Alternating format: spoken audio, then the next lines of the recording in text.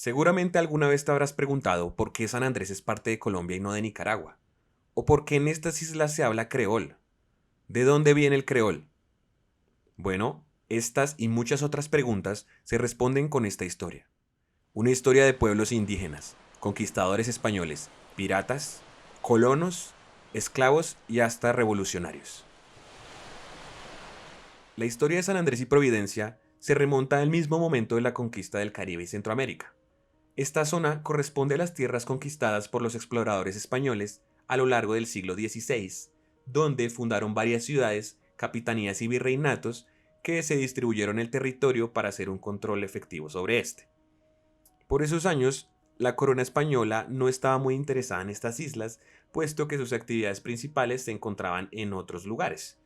Esta falta de intervención permitió a los habitantes autóctonos, pueblos pertenecientes a la familia Misquito Sumo Matagalpa, continuar siendo los principales pobladores de las islas hasta la llegada de los ingleses en 1629. Cuando estos llegaron, encontraron un reino misquito que comprendía desde el Cabo Camarón en Honduras hasta el Río Grande de Matagalpa en Nicaragua y las islas circundantes. Los británicos, por supuesto, no perderían su oportunidad y se apresuraron a enviar a este primer rey mosquito para que tuviera una audiencia con el rey Carlos I en Inglaterra. Esto marcó la apertura de otro frente en la guerra anglo-española por el control del Caribe. Esta zona se encontraba aislada y, si se quiere, olvidada debido a su lejanía de los grandes puntos de influencia, lo que dio incentivo a los colonos ingleses de trasladarse a aquellas tierras y asimismo a la corona inglesa de disputar este territorio mediante ataques constantes y la piratería. Como cuando en 1670 el pirata Henry Morgan se tomó Providencia expulsando a todos los soldados españoles de la isla y manteniendo el control sobre esta durante 2 años hasta que fue expulsado. Años después, en 1677, respondiendo a algunos problemas económicos en Europa, ingleses y españoles firmaron una tregua para el cese de las hostilidades. Aquí la zona entra en un periodo de tranquilidad y de relativo olvido. De hecho, las islas no vuelven a ser mencionadas en un documento oficial hasta 1738, cuando el gobernador de Costa Rica propone mandar a 20 familias para colonizar la zona, que en esta época estaba habitada por colonos ingleses y esclavos llegados desde Jamaica y África directamente, quienes componían la mayoría de la población total de la isla. En 1740, como una forma de fortalecer su poder político y sus lazos con la región, los ingleses sellaron un tratado de amistad con el reino mosquito e instauraron un protectorado que se establecía con la excusa de mantener la autonomía de los gobernantes mosquitos, y es en esta época que se sientan las bases de la cultura raizal en San Andrés. Esta cultura se desarrolló gracias a un ambiente en el que la población afrodescendiente era mayoría y estaba configurada en una matriz con una gran influencia del mundo angloparlante. Así nos adentramos en el siglo XIX, que trajo consigo la mayoría de procesos independentistas de América, incluida la independencia de Colombia, un proyecto que en su momento atrajo mucho la atención de los diferentes pueblos a su alrededor. Según el historiador Gaviria Liévano, para esos días, la imagen de la República independiente y soberana se había firmado por completo en la conciencia de América, y todas las gentes se rendían sin reservas a esa evidencia. Así, el 23 de junio de 1822, los habitantes de la isla de Providencia y casi un mes después, los de San Andrés, juraron voluntariamente obediencia a la Constitución y al Estado ya independiente de Colombia. Sin embargo, desde Bogotá nos interesaron mucho por la isla, lo que contribuyó en esos primeros años a conservar el carácter autóctono de la región. Uno de los factores que más contribuyeron a mantener y de alguna forma fortalecer a las comunidades raizales fueron los grupos religiosos de la Iglesia Baptista, muy importante en la difusión del bautismo en el Caribe angloparlante, que promovía un mensaje en favor de la igualdad y que sirvió para fomentar la lucha contra el esclavismo. En ese contexto, en San Andrés nace George Hodgson, un político y militar revolucionario de origen raizal creol.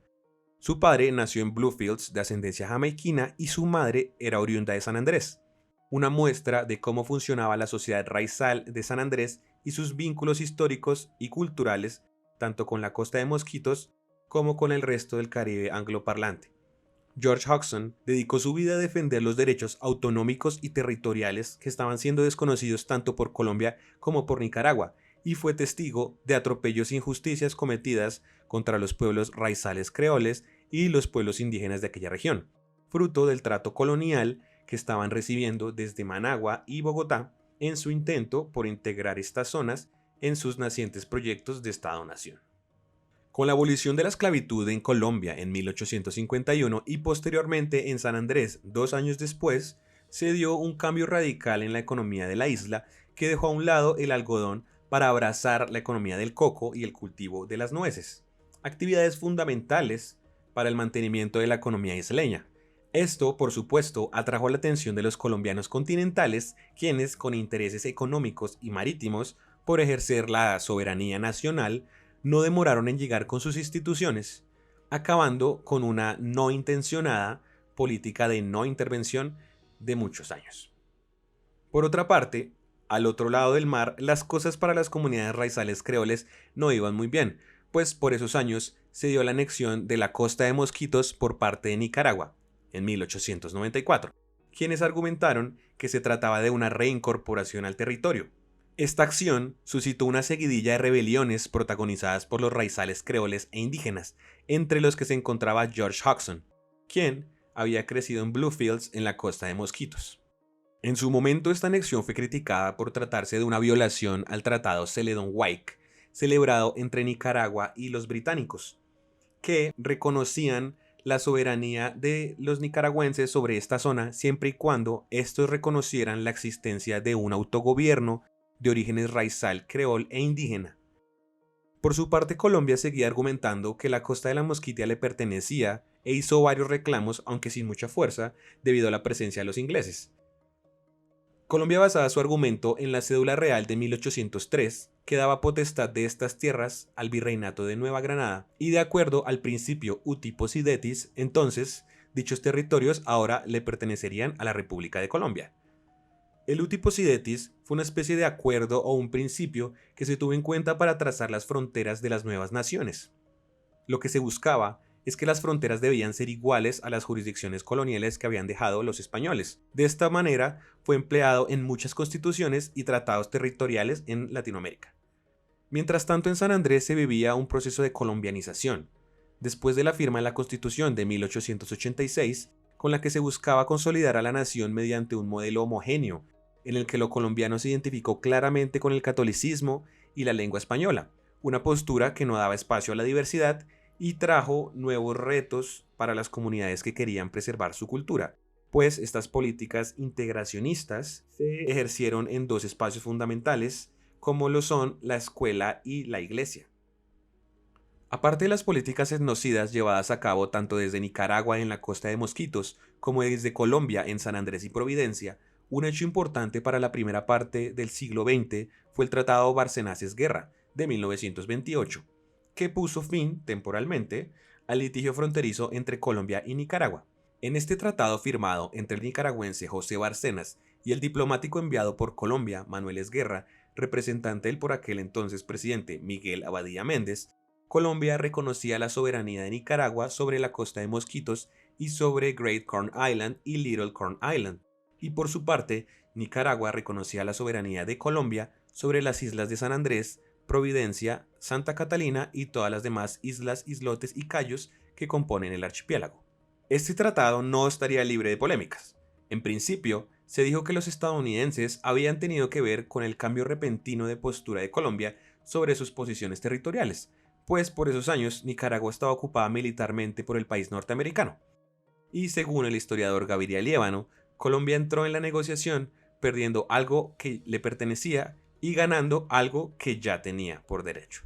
Sin embargo, por el lado nicaragüense tampoco quedaron del todo contentos con dicho tratado, y de ahí vienen los continuos reclamos de este país hacia Colombia por la soberanía del espacio marítimo y del archipiélago. Desde Nicaragua han llegado a decir que el Tratado Barcenas-Guerra no tiene validez porque fue firmado cuando el país estaba bajo la ocupación militar estadounidense.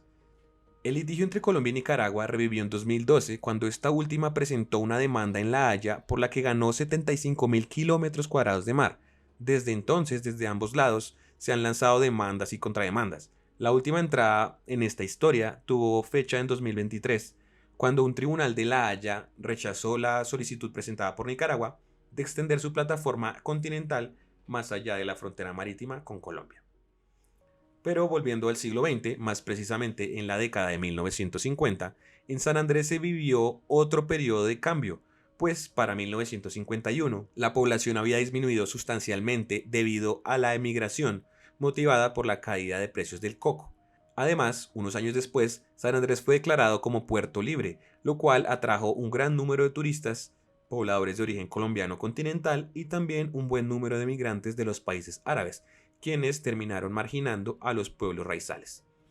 Para la década del 70 y en los años siguientes, los raizales empezaron a formar organizaciones que buscaban proteger su tejido cultural y afirmar una identidad étnica, lo que aportó de gran manera a la cohesión y diferenciación de la comunidad, hasta la llegada de la Constitución de 1991, cuando se reconoció a Colombia como una nación multicultural, y la Ley 170 de 1993, que legitimó a los pueblos afrodescendientes al reconocer su derecho a la propiedad de los territorios ancestrales. En la actualidad, aparte del litigio territorial entre los países, vale la pena resaltar las poblaciones tanto de San Andrés, Providencia y Santa Catalina como los de la costa de Mosquitos, quienes continúan poblando estas tierras, al igual que sus ancestros, y enarbolan la misma bandera por la que George Hodgson luchó.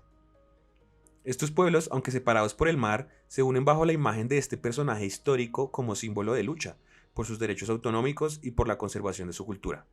En Bluefields, Nicaragua, por ejemplo, se alza una estatua suya, y en San Andrés, su historia ha motivado innumerables movimientos organizativos de la comunidad raizal. Hoy en día los pueblos raizales creoles piden mayor autonomía y cooperación entre los estados de Colombia y Nicaragua para poder moverse libremente por el territorio que ancestralmente han ocupado y que hoy está dividido por una frontera. Así, los raizales sanandresanos proponen que ellos puedan beneficiarse de la pesca en aguas nicaragüenses, mientras que los creoles de Bluefields se puedan beneficiar del turismo y otras actividades de la isla. Sin embargo, esta no es solo una afectación económica por no poder acceder a aguas ideales para la pesca, sino una afectación a los mismos derechos fundamentales, pues los pobladores no pueden visitar a sus familiares que viven al otro lado de la frontera, una frontera que separa más de lo que el mar nunca pudo, a un pueblo que se reconoce como uno solo. Y hasta aquí ha llegado el video de hoy. Muchas gracias por llegar hasta este punto. Si te gustó, no olvides dejar un like y comenta tu opinión sobre esta bella región de la que hablamos hoy. Y si te interesan este tipo de temas relacionados con la historia y la cultura, suscríbete, porque sacamos contenido todas las semanas.